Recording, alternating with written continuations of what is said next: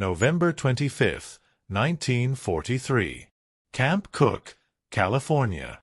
The high desert dawn broke cold and pale over rows of whitewashed barracks surrounded by barbed wire and watchtowers.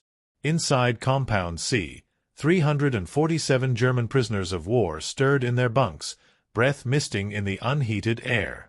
Most had been captured in North Africa, survivors of Rommel's Afrika Korps, pulled from the sand at Kasserine Pass or taken during the final collapse at Tunisia. They had crossed the Atlantic in the dark holds of Liberty ships, wondering if they would be shot upon arrival, or worse, handed over to the Soviets. Instead, they found themselves in the American West, a place so vast and strange it seemed like another planet entirely. Oberstfreiter Klaus Richter sat on the edge of his bunk, running his thumb along the smooth wood of the frame. It was solid pine, not the splintered planks he had slept on in the field. The mattress beneath him, thin as it was, contained actual cotton stuffing. He could not remember the last time he had slept on cotton. In the Afrika Korps, they had slept on sand, on stone, on the metal beds of troop carriers that rattled their bones until sleep became a kind of violence.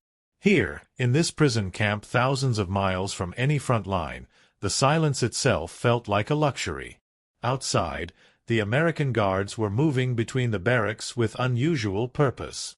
Richter heard their boots on gravel, the low rumble of trucks arriving at the camp's main gate. His bunkmate, a Berliner named Erich Hoffmann, leaned over from the top bunk and whispered, "They are bringing something in. Supplies, maybe. Or more prisoners." But it was not more prisoners. Through the small window above the door, Richter watched as the trucks unloaded crates and crates of food. Wooden boxes stacked high, canvas-covered loads, metal containers that glinted in the weak sunlight. The smell reached them before the announcement did, roasting meat, butter, herbs he could not name. His stomach clenched. For a moment, he thought he might be dreaming. An American officer appeared at the door of the barracks, a young lieutenant with a face too clean and too well-fed to understand war. He spoke in broken German, reading from a small card. "Today is Thanksgiving. An American holiday. You will be fed the same meal as the American soldiers. You will eat in the mess hall in 1 hour. You will behave with discipline and respect." The lieutenant left. The barracks erupted in confused murmurs. Thanksgiving. Most of them had never heard the word. Richter had read about it once in a schoolbook, a vague story about pilgrims and Indians and harvest festivals. It seemed absurd that the Americans would celebrate such a thing in the middle of a war. It seemed even more absurd that they would feed their prisoners the same meal as their own soldiers. Hoffmann dropped down from the top bunk, his face pale. "It is a trick," he said quietly. "They will poison us. Or they want to humiliate us somehow." Richter did not answer. He had learned, in the months since his capture, that the Americans did many things that made no sense. They gave the prisoners soap and razors. They allowed them to write letters home, though most of those letters would never arrive. They did not beat them, did not starve them, did not work them to death in mines or factories. It was disorienting. In the Reich, prisoners were tools to be used or threats to be eliminated. Here they were simply kept, federal housed, as if the Americans could afford to waste resources on men who would never fight for them. The mess hall was a long wooden structure with high ceilings and rows of tables bolted to the floor. When the prisoners filed in, they moved cautiously, eyes darting toward the guards stationed along the walls. The Americans carried rifles, but their postures were relaxed, almost bored. There was no tension in the room, no sense of impending violence. It unnerved Richter more than any threat could have. The serving line was set up at the far end of the hall. The prisoners shuffled forward in silence, each man holding a metal tray. Richter reached the first station and stopped. An American soldier, a cook, judging by his apron, stood behind a table piled high with sliced turkey. Not thin, translucent slices like the rations Richter remembered from the front, but thick, generous portions still steaming from the oven. The cook did not look at him with hatred or contempt. He simply smiled, a tired, automatic smile, and placed 2 large slices on Richter's tray. "Happy Thanksgiving, buddy," the cook said in English. Richter moved to the next station. Mashed potatoes, smooth and buttery, topped with a pool of rich brown gravy. Then stuffing, dense with herbs and chunks of bread. Then green beans, cooked with bits of bacon. Then cranberry sauce, glistening and dark. Then a slice of pumpkin pie, the crust golden and flaking at the edges. His tray grew heavy. His hands began to shake. He found a seat at one of the long tables and set the tray down carefully, as if it might shatter. Around him, other prisoners were doing the same, staring at their food in disbelief. No one ate. They simply stared. Hoffman sat down across from Richter, his face unreadable. "This is not real," he said. "This cannot be real." But it was real. The steam rising from the potatoes was real. The smell of roasted turkey was real. The weight of the food on the tray was real. Richter picked up his fork, a real metal fork, not a wooden spoon or a sharpened stick, and cut into the turkey. The meat was tender, moist, perfectly cooked. He brought a piece to his mouth and chewed slowly. The taste hit him like a blow. It was not the metallic tang of canned meat or the sour heaviness of hardtack. It was rich and savory and warm, the kind of food he had not tasted since before the war. He swallowed, and for a moment he could not breathe. Around him, the other prisoners were beginning to eat. Some ate slowly, reverently, as if they were partaking in a sacred ritual. Others ate with desperate speed, shoveling food into their mouths as if afraid it would be taken away. Richter heard a man at the end of the table begin to cry, quiet, choked sobs that he tried to hide behind his hands. No one mocked him. No one told him to be silent. They all understood. Richter ate everything on his tray. The potatoes, creamy and rich. The stuffing, fragrant with sage and butter. The green beans, tender and salty. The cranberry sauce, tart and sweet. The pie, with its spiced pumpkin filling and crumbling crust. He ate until his stomach ached, until he felt a physical discomfort he had not experienced in years, the discomfort of being full. When he finally set down his fork, he looked around the hall. The American soldiers were eating at their own tables, talking and laughing. Their plates were identical to the prisoners' plates. The same turkey. The same potatoes. The same pie. There was no separate, superior meal for the captors.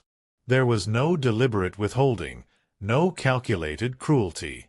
The Americans truly were feeding their prisoners the same food they fed themselves. Richter thought of the rations he had eaten in the Afrika Korps. Stale bread and thin soup. Canned sardines that tasted like rust. Coffee made from acorns. In the final weeks before his capture, they had eaten nothing at all for days at a time. The supply lines had collapsed, and the Luftwaffe could not break through the Allied air superiority. They had fought on empty stomachs, their bodies consuming themselves. And now he sat in an enemy prison camp, eating a feast. In the days that followed Thanksgiving, the prisoners talked of little else. The meal had shaken something loose in them, exposed a crack in the ideological armor they had carried across the ocean. They had been told, for years, that the Americans were weak, decadent, obsessed with comfort and luxury, incapable of the discipline and sacrifice required for true greatness. The Reich's propaganda had painted a picture of a soft, mongrel nation, corrupted by democracy and Jewish influence, a nation that would crumble at the first taste of real war. But the evidence of their own eyes told a different story. The Americans were not starving. They were not desperate. They did not ration their food down to the last crumb or send their soldiers into battle with empty bellies. They had so much food that they could afford to give a full holiday feast to their prisoners, men who had tried to kill them, men who might try again if freed. Richter lay awake at night, thinking about the implications.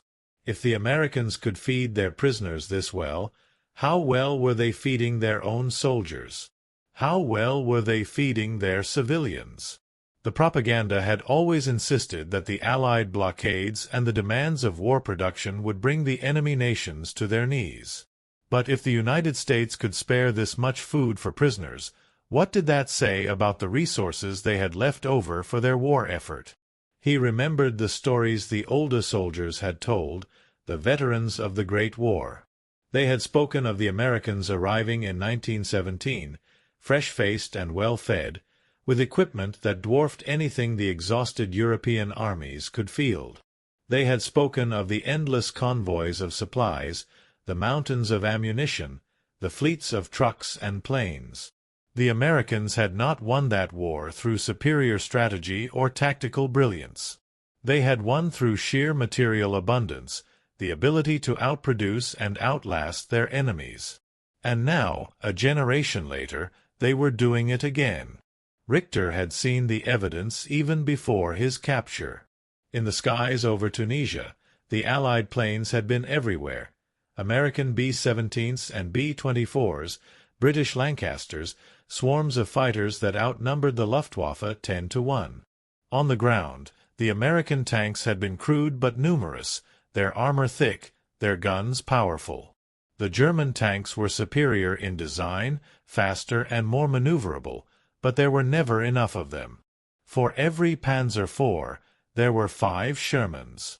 For every German soldier, there were 3 or 4 or 5 Allied soldiers, all of them equipped with new uniforms, new boots, new rifles. The Thanksgiving meal was a symbol of that same overwhelming abundance. It was not just food. It was a message. We have so much that we can afford to give you this. We do not need to starve you to win. We do not need to brutalize you to prove our strength. We can defeat you and still treat you with a strange, unsettling kindness. Hoffman sat beside Richter in the barracks one evening, carving a piece of wood with a small knife the guards had allowed him to keep.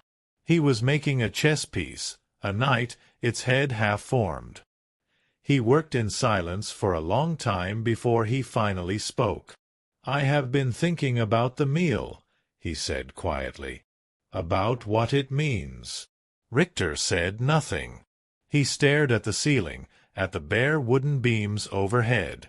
Hoffman continued. "In Berlin, before the war, my father managed a bakery. A good bakery, in a good neighborhood. We always had enough to eat, even during the Depression. But after the war started, the rations came. First a little less bread, then less meat, then less butter, less milk, less sugar. By the time I was conscripted, my mother was making soup from potato peels." He paused, brushing wood shavings from his lap. "They told us it was temporary, that once we won the war, once we conquered the East and took the resources we needed, there would be abundance again. The Reich would stretch from the Atlantic to the Urals, and the German people would have everything they deserved." Richter turned his head to look at Hoffman. The Berliner's face was gaunt, shadowed in the dim light of the barracks. His eyes were hollow. "But the Americans," Hoffman said, his voice barely above a whisper, "they already have abundance. They do not need to conquer anyone to feed their people. They do not need to enslave anyone to have enough. They just have it." Richter closed his eyes. He thought of the Thanksgiving meal, the thick slices of turkey, the buttery potatoes, the pie. He thought of the American cook, smiling as he served food to men who had fought against his country. He thought of the guards, young men not so different from himself, standing watch over prisoners who posed no real threat. "They do not hate us," Richter said quietly. "That is what I do not understand. They do not hate us." Hoffman nodded slowly. "They do not need to hate us. They have already won."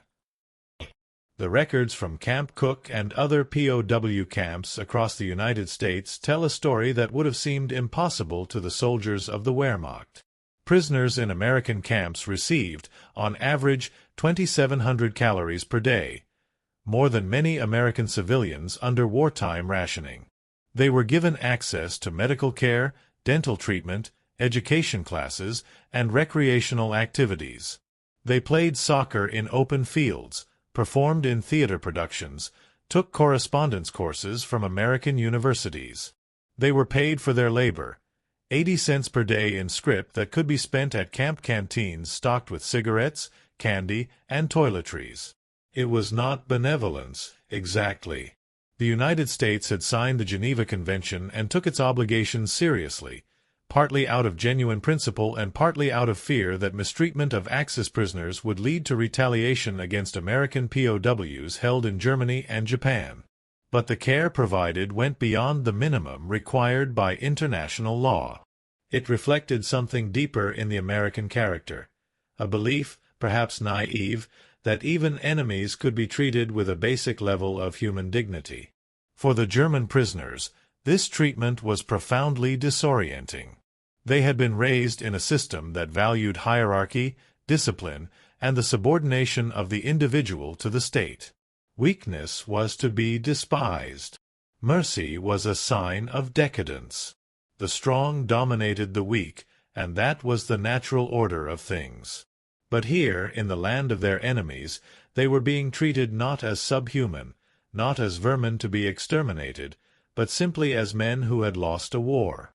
Some prisoners resisted this realization. They clung to their ideology, insisted that the Americans were merely trying to corrupt them, that the kindness was a trap or a sign of weakness. But others, like Richter, found their certainties beginning to crumble. If the Americans were as weak and decadent as the propaganda claimed, how had they built such a powerful war machine? If democracy was as chaotic and inefficient as the Reich insisted, how could it produce such abundance? The Thanksgiving meal became, for many of the prisoners, a turning point. It was not just the food itself, though that mattered. It was the fact that the Americans had chosen to share a sacred national holiday with their enemies. It suggested that the Americans saw the prisoners not as monsters or beasts, but as men capable of redemption. It suggested that the war, for the Americans, was not a crusade of extermination, but a conflict with a clear purpose and a possible end. Richter began to attend the English classes offered at the camp. He had studied English in school, but it had been years since he had spoken it.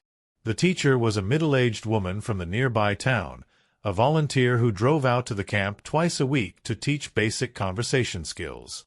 She was patient and kind, and she never asked about the war or what the prisoners had done. She taught them simple phrases: "Good morning," "How are you?" "Thank you," "Please." One day, she brought in a small portable record player and a collection of records. She played American music for them, jazz and swing, music that had been banned in Germany as degenerate. Richter listened to the saxophone, the trumpet, the piano weaving together in complex, improvised harmonies. It was chaotic and beautiful and free, and he realized with a shock that he loved it. After the class, he approached the teacher. His English was halting, awkward, but he forced the words out. "Why do you come here?" he asked. "Why do you teach us?" She looked at him with surprise, then smiled gently. "Because the war will end someday," she said. "And when it does, you will go home. You will rebuild your country. I would rather you rebuild it with some understanding of what we believe here. That people are not just tools of the state. That freedom matters. That kindness is not weakness." Richter had no response. He returned to his barracks in silence. Christmas came, and with it another feast. Turkey again, though this time accompanied by ham and roasted vegetables and freshly baked rolls. The prisoners sang carols in German, still knacked, their voices rough and uncertain, and some of the American guards joined in, humming along to the familiar melody. It was a strange, surreal moment, enemies united by a song about peace and hope. Richter thought about his family in Bavaria. His mother and father, his younger sister. He had not heard from them in over a year. He did not know if they were alive, if their town had been bombed, if they had enough to eat. The Red Cross letters took months to arrive, if they arrived at all. He wrote to them anyway, carefully worded letters that would pass the censors, letters that said almost nothing of what he truly felt. He wondered what they would think if they knew he was eating Christmas dinner in an American prison camp. Would they think him a traitor? Would they understand that he had no choice, that he was simply surviving as best he could? Or would they believe the propaganda, that he should have fought to the death rather than surrender, that his capture was a mark of shame? He thought about the Thanksgiving meal, about the turkey and the pie and the sense of overwhelming, impossible abundance. He thought about the English teacher and her quiet insistence that freedom mattered. He thought about the American guards, boys his own age, who played baseball in the yard and shared cigarettes with prisoners when the officers were not looking. He thought about the war, still raging across Europe and the Pacific, still consuming millions of lives. He thought about the bombers flying over Germany, dropping their payloads on cities and factories. He thought about the soldiers freezing in the snow in Russia, starving in the rubble of Stalingrad. He thought about the camps in the East, the rumors that had filtered through the ranks before his capture, rumors too terrible to believe. And he thought about the country that had captured him, this strange, contradictory, bewildering place that could wage total war with ruthless efficiency and still serve its prisoners a Thanksgiving feast. By the spring of 1944, the nature of the war had become clear even to the most loyal prisoners. The Americans and British had landed in Italy. The Red Army was driving westward, unstoppable and vengeful. The bombing campaigns had intensified, turning German cities into moonscapes. The prisoners listened to the radio broadcasts, carefully vetted by the camp authorities, and read the camp newspaper, and they understood. The Reich was losing.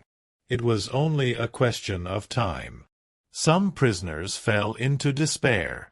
Others clung to fantasies of secret weapons, wonder weapons that would turn the tide at the last moment. Richter felt only a strange, hollow sense of relief. The war would end. He would not have to fight again. He would not have to kill or watch his friends die. He would not have to march through the desert with no food and no water, his boots falling apart, his rifle jammed with sand. He would survive. And perhaps, when the war was over, he could go home and begin again. The Thanksgiving meal remained in his memory, vivid and sharp. He could still taste the turkey, the potatoes, the pie. But more than that, he remembered the feeling of sitting in that mess hall, surrounded by enemies who did not hate him, eating food that had been given freely. It was a small thing, in the grand sweep of history. A single meal on a November day. But it had shown him something he had not believed possible, that the world contained more possibilities than the narrow, brutal path the Reich had offered. In the barracks at night, he lay awake and thought about the future. He would return to Bavaria, if Bavaria still existed. He would help rebuild, if there was anything left to rebuild. He would try to forget the war, though he knew he never truly could. And he would remember the lesson the Americans had taught him, not through speeches or propaganda, but through a simple act of generosity. That abundance was not a sign of weakness. That kindness was not a luxury reserved for peacetime. That even in the midst of war, even when facing enemies who had committed terrible crimes, it was possible to see the humanity in the other. The war in Europe ended in May of 1945. The prisoners at Camp Cook listened to the radio broadcast of the German surrender and received the news in silence. Some wept. Others simply stared at the ground. Richter felt nothing at all, as if the news had come from a distant planet. He remained in the camp for another year. The process of repatriation was slow, chaotic. Europe was in ruins, millions of displaced persons wandering through the rubble. There was no hurry to send the prisoners home, and in truth, many of them were in no hurry to leave. In the camp, they had food, shelter, safety. In Germany, there was only devastation and hunger and the long, bitter reckoning with what the Reich had done. When Richter finally boarded the ship that would take him home, it was the autumn of 1946. He carried with him a small bag of belongings, a few letters, a hand-carved chess set Hoffman had made, a worn English-German dictionary. He stood on the deck as the ship pulled away from the dock, watching the American coastline recede into the distance. He thought about the Thanksgiving meal. 3 years had passed, but the memory was still clear. The taste of the turkey, the warmth of the potatoes, the sweetness of the pie, and the strange unsettling realization that the enemy he had been taught to despise was more generous, more humane, than the regime he had fought for. The ship crossed the Atlantic slowly, through gray seas and cold rain. When it finally reached Europe, Richter disembarked at a shattered port and began the long journey back to Bavaria. He traveled by train, by truck, on foot. He passed through cities reduced to rubble, fields scarred by tank treads, forests burned to ash. He saw people living in cellars and ruins, scavenging for food, their faces hollow with hunger and grief. When he reached his hometown, he found it half destroyed. His family's house was still standing, though the roof had been damaged by shrapnel. His mother and sister were alive. His father had died in an air raid 2 years earlier. They embraced him and wept, and he wept with them, and for a long time they simply held each other in the ruins of what had been their home.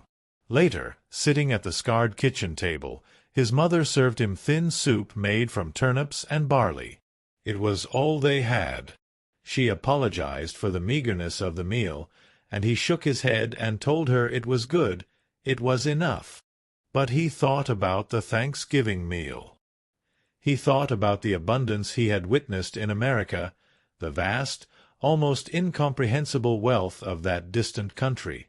He thought about the care he had received as a prisoner, the kindness of strangers who owed him nothing. And he understood, with a clarity that was both painful and liberating, that the war had been lost long before the first shot was fired. It had been lost because the Reich had built its vision on cruelty and domination, on the belief that strength came from subjugation and that mercy was a weakness to be exploited. It had been lost because the Americans, for all their flaws and contradictions, had built a society that could produce not just weapons and soldiers, but abundance, enough to feed their own people, their allies, and even their enemies. The Thanksgiving meal had been a symbol of that abundance, a small but profound demonstration of a different way of living. It had not converted Richter to any particular ideology or belief. He was too tired, too scarred, for simple conversions.